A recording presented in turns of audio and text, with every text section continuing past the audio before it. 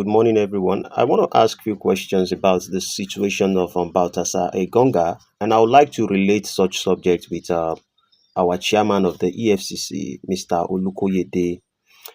Before I proceed, I want to make this clear that it is just a question I want to ask, and I don't want anyone to see it as an insinuation or certain individuals like the Femi Falanas will call it innuendos, and then I'll be charged for 500 million, sued for 500 million. No, that's not what I'm saying. Now, in the situation of what happened with this Baltasar Engonga from Equatorial Guinea, I want you. I want us to be able to relate certain things why this man actually did it, and I'm not supporting it, but I want us to think about it. If perhaps this man has not recorded those 400 videos with those women, now that the man is being apprehended for maybe financial issues or something, and besides what we are seeing at the moment is that he was being arrested and put in prison simply because of the 400 tapes that was being found on him. We haven't heard anything that has to do with the money criminal issues. Possibly it happened. Somebody said it did. They caught him about money stuff, and that was what propelled to informations like this after they started doing the research. Perhaps this man had not recorded it. A lot of women would most likely would have come out and say today that, oh, he raped me. Whenever there's situations like this and people are start questioning everything, most women would have lied and they would have said, I went to his place and he wanted to touch me in a funny way. We have seen this happen over and over again. I think that there was actually a consent for that 400 women. The question is, what about the women that did not give him the consent to record the video? Now, I think the possibility is like he's telling them that I need to record this video so that I would know that tomorrow you are not going to bring up false allegations and say that I tried to grape you when you came to pay me a visit. And I think it is fair for men to do that simply because we live in a world whereby you can be accused for such. When I was in jail early this year at Ikoyi Correctional Center, about 30% of the people that you're going to find in jail are in that particular place because of grape. Now, there were certain individuals I actually found there that they actually had consent according to the confirmation they gave to me.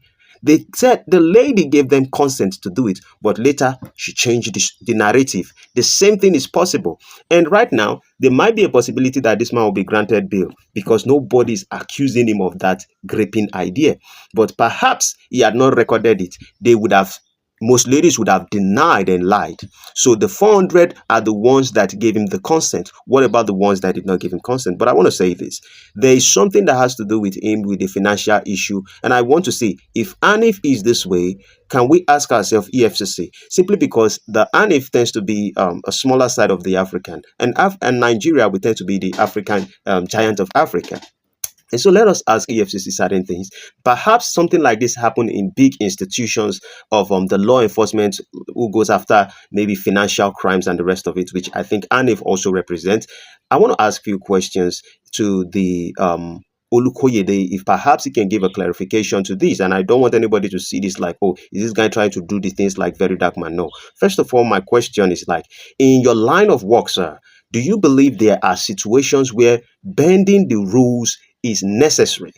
Or do you think that absolute integrity is always possible? Now, the reason why I'm asking these questions is simply because of things that has to do with Yaya Bello and the rest of it. Do you think that it is possible to always have absolute integrity? And let me rephrase that question or repeat it one more time. In your line of work, sir, do you believe there are situations where bending the rules is necessary? Or do you think that absolute integrity is always possible? You are from Ekiti. I am also an Ondo guy. So I know that you most likely wouldn't be going into things like that because Ondo men do not like going into things like this, except we have to. Secondly, the question will be, how do you personally define ethical boundaries in situations where personal and public interest might conflict? Personal and public interest might conflict. Looking at the story of Baltasar Engonga, it is just a conflict of personal things with public things. This is the narrative that is spreading to the world. How do you think that you will be in a situation or you are living your life, and then because you decide to enjoy your life, people would not use such information against you and say that, oh, it is against the public interest, just because you have certain passions or hobbies that are not cool, and certain people are okay with you living those life And possibly, let me even say this. One of the things I thought about this Baltasar Engonga thing, I felt like some of these women might have been caught moving money from one particular place to another. And so it would say for us to sort out this so that we, the ANIF, will not go against your account and freeze your account and the rest of it. You have to give out some coochie. And most ladies would have most likely respond to that. But it is the consent of the lady who actually committed a crime. Now, can they, this is more or less like bribery, or we call it exchange. Okay, third question I would like to also put out is, what do you think, Mr. Ulukoyede, what do you think separates a leader who remains honest from one who might be tempted to misuse their influence for personal gain in your own office? Maybe you can educate us so we know what is going on with the EFCC also. Then, number four, have you ever witnessed a situation where someone in a powerful position took advantage of their role?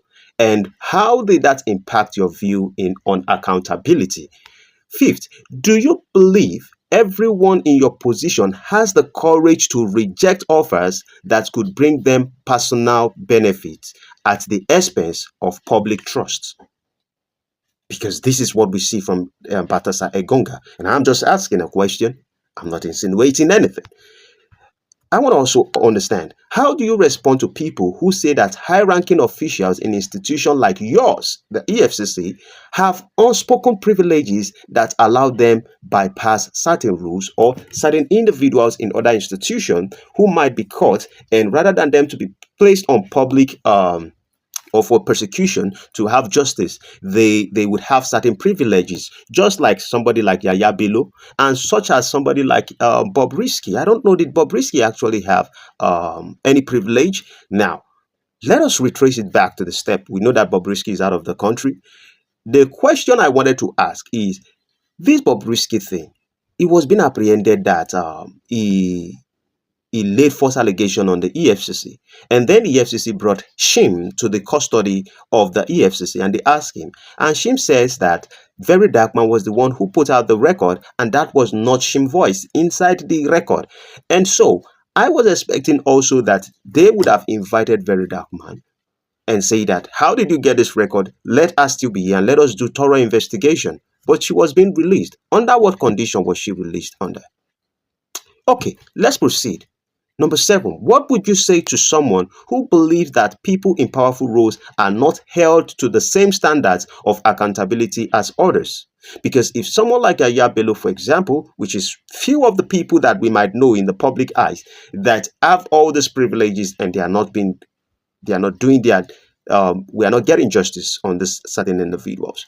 Let us talk about, okay, number eight, let me just put it this way. How often do you think people in your position face choices that test their personal integrity? And how do you manage those moments? Number nine, would you say that it's more challenging to stay honest when no one is watching or when everyone is watching? And the question will be why? I want you to have this time to have a personal reflection. If you would like to address this to educate we, the citizens, and also other people in powerful institutions like yours, that you can educate us so we know things like this are not possibly happening in any of all these institutions.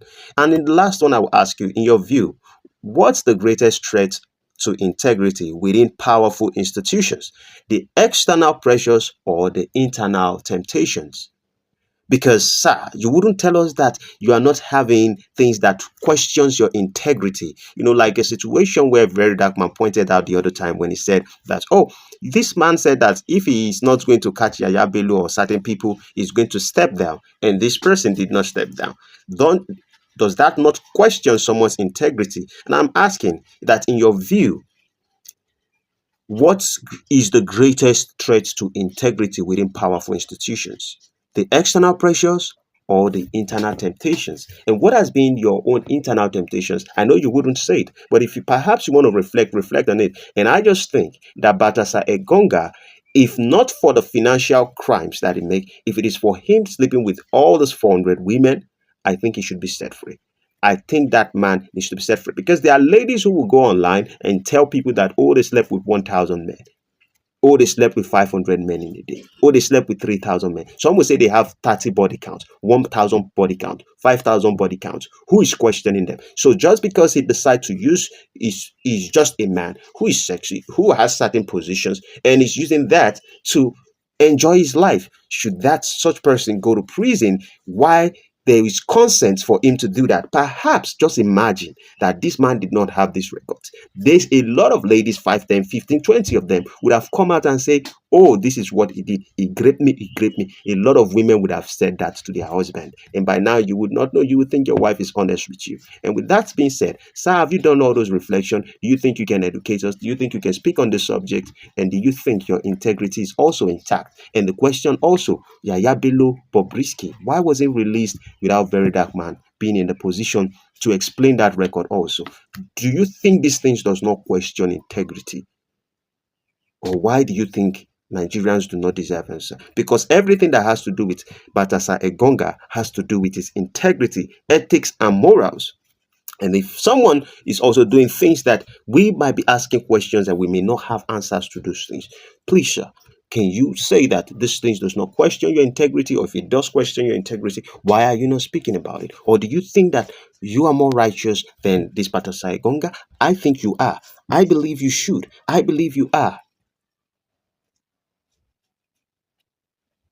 Only on the case of Bobrisky and Yaya Bello, I want to ask, why haven't we gotten justice? Because most of us suffer in this country for little things, and certain people are going off. We have heard of the situation where they say the governor blah blah blah is protecting Yaya Bello. I think you can write to the president and demand that the president give you the right to be able to get Yaya Bello. Who is the governor?